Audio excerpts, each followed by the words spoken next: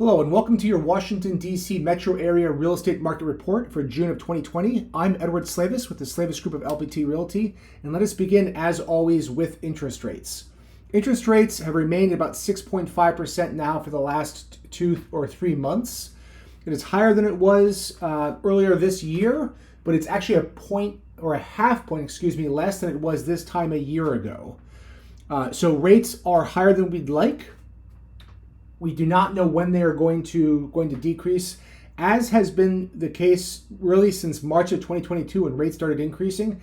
Anyone who's buying now is going to be buying with the plan of refinancing as rates decrease, and they will decrease hopefully sooner rather than later.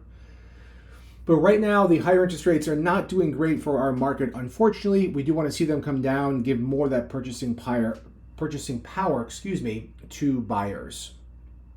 Now, this is the national average. Our clients are seeing more in the 0.25 or 6 3/8 range. If you're curious as to what you qualify for, please let us know. We're happy to introduce you to one of our preferred lenders who can get you qualified and talk to you about some different loan options.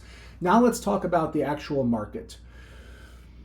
Here are all the new listings for the last 5 years in the Washington, D.C. metro area. So this is the entire metro area, not just Washington, D.C. proper. And as you can see, 2022 was a strong year, lots of listings, and we've just dropped back down to about 40% below its peaks, and it's been there ever since. So there's a lot less inventory, fewer new listings on the market, fairly consistent for the last 4 years. Closed sales follows a very similar shape.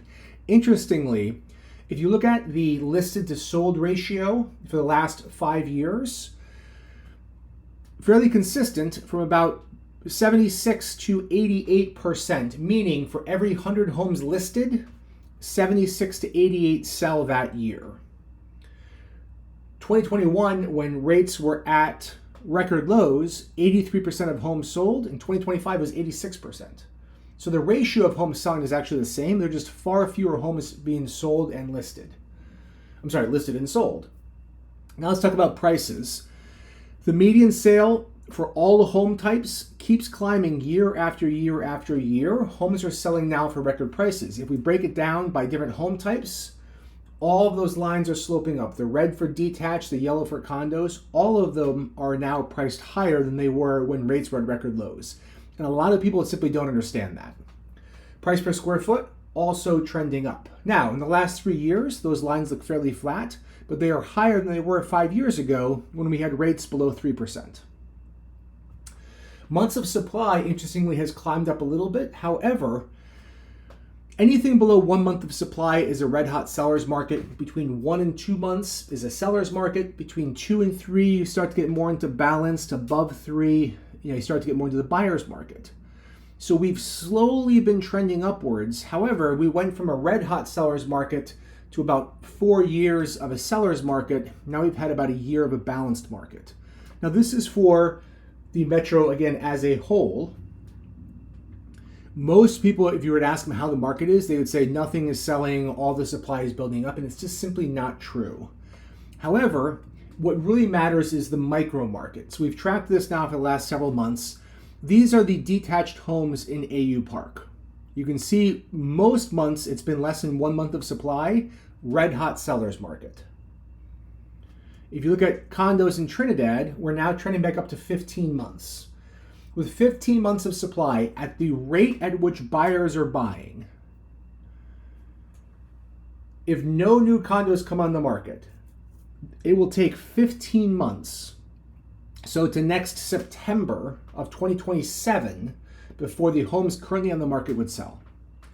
So if I talk to a homeowner in AU Park and a detached homeowner in AU Park and a condo homeowner in Trinidad, and they say, how's the market? I, of course, have to give very, very different answers, because what matters is not the macro market. What matters is not DC as a whole. What matters is that sub-market, because one, very easy to sell, one, darn near impossible to sell. So what does this mean? Rates are high. We do not know for how long. Of course, we need to see inflation tamed, oil prices coming down, and we need to see more stability. Most analysts are predicting rates to be cut this year. The Fed does want to cut rates, but of course there's a lot going on in the market that's preventing that. But when rates come down, we expect prices to increase. The market is slower. About 40% fewer homes are being listed and sold, but the same percentage of homes that are listed is selling. That's fairly consistent over the last 4 years.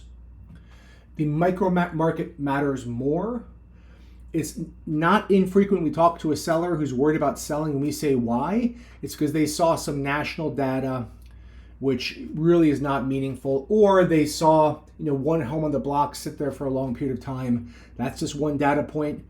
We must look at the micro market for the neighborhood and type, whether it's condo, row home, etc., because they're very, very different. It is a buyer's market unless your home is properly prepared, priced, and marketed. Now, in some markets like AU Park, still a very, very strong seller's market. This is what I would assume going in, that a seller should not take a sale for granted. Take the preparation, the pricing, the marketing very, very seriously, and you'll get the home price that you want. Again, prices are now selling for as high as they ever had, even when higher than when rates were lower. But that is just the homes that successfully sell. Lastly, if you have any questions about this or looking to buy or sell in the Washington, D.C. area, we, of course, would love to be a resource for you and offer you a free consultation. Reach out if you have any questions whatsoever. I'm Edward Slavis. Hope you found this video informative and hope to hear from you. Take care.